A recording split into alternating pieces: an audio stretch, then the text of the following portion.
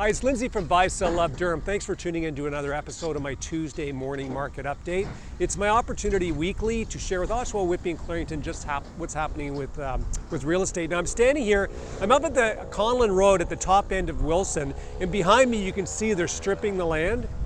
And this is one of my pet peeves, is how long it takes to get shovels in the ground so we can provide housing, our much needed inventory to meet the needs of the buyers, which will balance out the market. If I'm not mistaken, this land behind me is somewhere between 5 and 9 years it took to get shovels in the ground. That's taking that long to get these houses up in construction. So any way that our provincial and our municipal government can cut the red tape and get houses built more quickly is just going to soften the blow of all of these bidding wars and things like that, and it's all due to having lack of inventory. So what's happened in the last week in real estate is this. The bond rates have been rising. Now, for those of you who aren't really kind of clued into mortgage rates and bond rates, typically when the bond rates start to shift upwards, so do the mortgage rates. And Bank of Canada has said they're not shifting their prime rate until about mid next year. So may or may not influence the rates. They may move up a bit. So to give you a bit of a sense, the average house in Oshawa is in the mid 800s with a 20% down payment. A quarter point increase in a mortgage rate is $5,100 over 5 years. So here's my recommendation if you're a buyer. Go out and get pre-approved. Even if you're in the process of looking, a pre-approval typically lasts for 90 days, guarantees you an interest rate. So if the rates go up, you're protected with the lower rate. That's number one.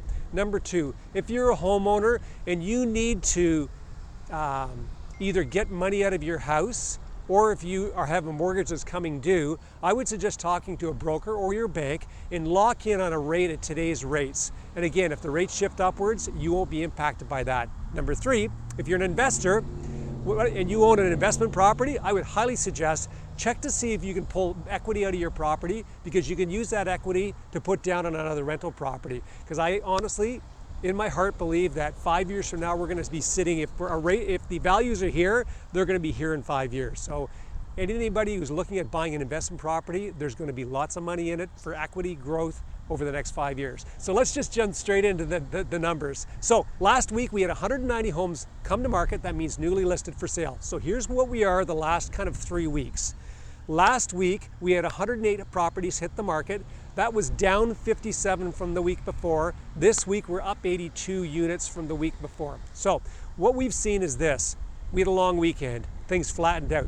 People were doing what they wanted to do on the long weekend, which is going out with the kids, going to the beach, sitting in the backyard. They're not looking at houses. They're not listing their houses.